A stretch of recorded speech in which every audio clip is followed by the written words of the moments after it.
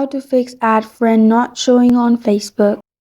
Hi everyone, it's Sophia to assist you today without any delay. Let's jump right in. First, open Facebook.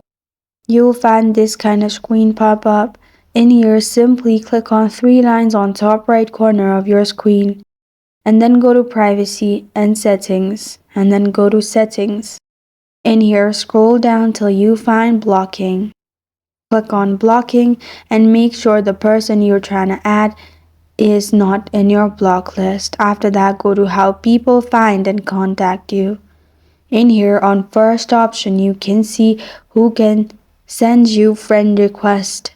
Click on who can send you friend request and make sure it's everyone, and then save it. And this is how to fix add friend not showing on Facebook. Thank you for joining me today. If this video helps you out, please leave a like and subscribe for more. Got a question or want to suggest a topic? Comment below. I am Sophia signing off until next time.